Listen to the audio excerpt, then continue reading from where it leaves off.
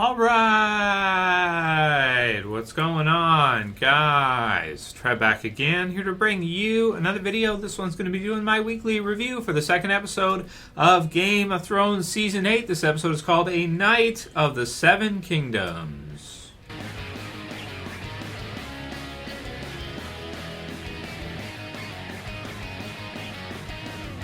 And spoiler warning, if you guys have not seen this episode yet, you'll want to watch it before you watch my review. Okay, so this is the fifth last episode for Game of Thrones, the second episode of Season 8. We have 4 episodes left of this epic series. Some of them extended quite a bit, but 4 episode count to wrap up the entire series. So how are they going to wrap up the rest of the show in only 4 episodes? Well, I guess we'll have to see. They should be epic episodes, really, really good episodes. So heavily looking forward to that, and be sure to check back after this video. I'll have it in the end screens for my predictions of what I think is going to happen in episode 3. Speaking of which, we are pretty much on point with this episode exactly in terms of our predictions for this one. Basically a build-up episode up to the arrival of the dead, the Night's King and the White Walkers. Just get within eye shot of Winterfell, of our joint survivors, and we can just start to see them as all the horns go off and everything. People start scrambling to get into their defensive positions, and you have Daenerys and Jon that kind of go off, presumably to go get the dragons or whatever. So really cool stuff. So exactly what we thought it would be. A lead up to it, and then the best part, like the last 5 minutes of the episode, when we get to see them just starting to scramble to get ready to fight the battle here. Also, of course, just before that, we have Jon, who finally tells Daenerys, after all these seasons, in kind of a rushed fashion, because of course the White Walkers arrived just at the end of it, that he is actually a Targaryen. So that was pretty cool to actually see them do. They did it in the crypt or the sept or whatever, the place where they have all the statues of the dead at Winterfell. So that was cool. I liked the scene and everything. It was good to see it through. And this kind of is a bit shocking to Daenerys, to her, because this means that he's a male, obviously, so he has more claim to the Iron Throne than probably anybody else. And it's quite the twist. At first, she kind of is questioning it, like your brother and your best friend told you this, right? It's like. So she's not sure what to think, and it's not resolved. It's just kind of an open conversation. I suppose there's no reason to resolve it right now, considering the dead are there, and so you have basically what's going to be the biggest battle of the series. But leading up to it, we get the sense that they are kind of, at least in terms of the table that they have set, they're facing overwhelming odds here. We really get the sense as you're seeing this episode through that they're in kind of a worse state than what I thought they were. When they find out that Cersei is not sending her troops, she's not sending aid, and she has brought in the 20,000 men of the Golden Company. Then it puts us in a weird spot where it feels like our survivors in Winterfell are basically facing, insurmountable odds. The amount of the dead you can see on the table, it's just like all across, like rows and rows and rows and rows and rows. And then what they have is basically, a strategy here where they're going to attempt to lure in the Night's King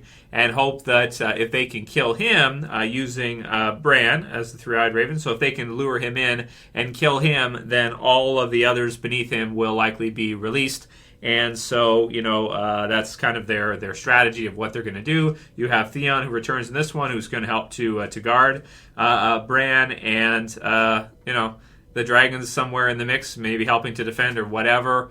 And of course, we have the Night King with his undead dragon, which is right here, really cool, right? Of course. So it's going to be interesting, that's for sure. We'll have to see how the battle plays out. But based on the strategy leading up to, or in this episode, we get the sense that they're basically going to be taking a defensive, a defensive stance here, and they all pretty much think that they're going to die, except Tyrion, close to the end there, who says that I think we might live, actually, right? So he's he's like the only one in the episode, I want to say, that actually seems somewhat confident that they actually might survive, at least at that part, whereas before, he's talking with Jaime and all the others are kind of discussing how they're all going to die in Winterfell, which is kind of ridiculous considering all the different things we've seen throughout the series, the different locations, the different walks of life they all come from. They're all going to die here defending Winterfell as a team, I guess, as one.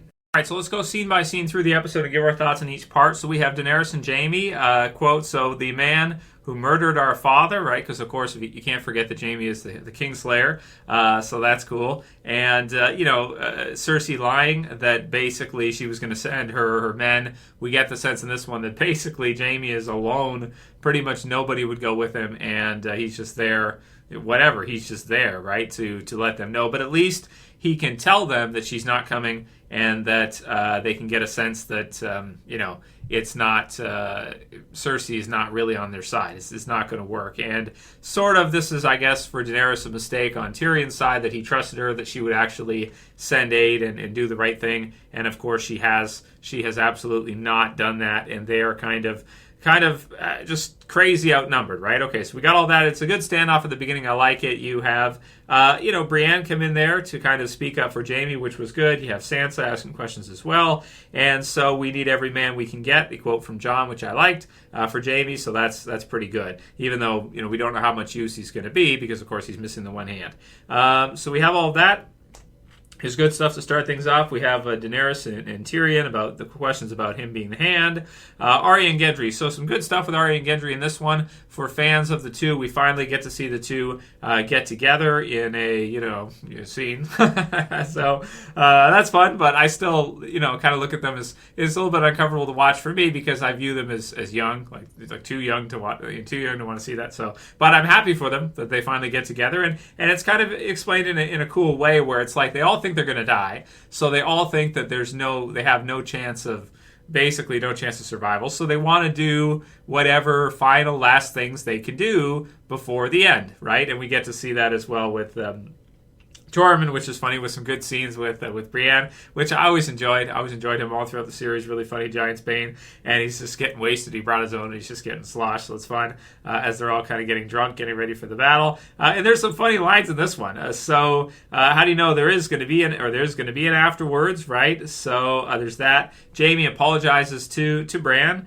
And so that was a good one. I did like that one a lot. Tyrion and Jaime, so I believed her. So there's that question of Cersei. We're going to die at Winterfell, so that's fun. I like that one too.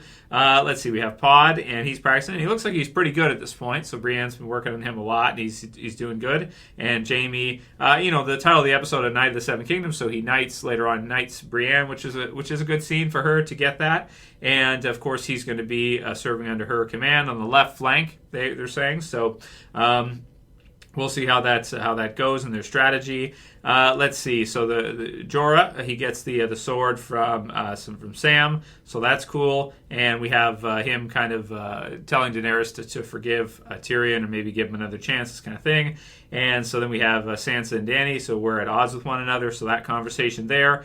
And Sansa's just a bit, not certain about Daenerys and everything, but she does admit that she should have thanked her for coming because she's really just coming to help them survive this war, this battle against the dead. So then we have Theon, which is cool, a good scene to see him return and everything, and with Sansa and the others, so that's great. And we have Jon with those that were at Castle Black, so the group that was there with Beric and the others, so that was cool. And the planning of Bran, that the Night's King will come for him, and he doesn't know. No one's ever tried to kill the Night's King with Dragonfire, so I like that line as well too. There's lots of really, really good lines in this one to kind of set us up for the battle next episode, because there's things that we don't know. We don't know if they're going to be able to kill the Night's King, and how that's going to go. We'll see. Missandei and Grey Worm get another scene, which is good because I don't think they've had one for a little while. It was good to see them in this episode, so they want to go back to the beaches again if they're victorious throughout this whole thing. And again, we're going to have to see who's alive after this battle, because I tend to think there's going to be at least a few major character deaths, maybe Theon, maybe some of the others. You can see it kind of setting up here that there's going to be a few that are not going to make it, right? Obviously, maybe Jon could be one of them, because the way the conversation leaves off with him and Daenerys, I don't know. We'll see, right? Or maybe Daenerys could be one of them. Of course, this is Game of Thrones, so good luck with trying to predict who's going to survive and everything. But I have done a death predictions for this season and for the end of the series. And then, of course, after all this, there's still Cersei out there, too. So, yeah, man, we're going to have to see how this goes. Wow. So giant Spain stuff from Torrent, which is fun. So I did like all that, how he describes it all. He keeps looking at it like he's trying to impress her. You know? Why they call him Giant Spain. Really funny. So I like that. That was fun. Barrack with the line with the Hound and Arya about the Lord of Light, and then the Hound threatens to chuck him over the side of the thing. So that's kind of funny. And Arya leaves. She's not going to waste much time with them to go see Gendry, like we talked about, which was good, and her not being the Red Woman, so that's a funny line, right? So, but she's questioning him beforehand because she's not sure how many women he's been with, that kind of thing. So that's fun. And right, so the knighting of Brienne and Jorah and Sam with the Heartsbane, which him taking it, we get the song as we get to see kind of everybody where they're at just prior to the battle here, and Lyanna Stark, and so then Jon telling her about that.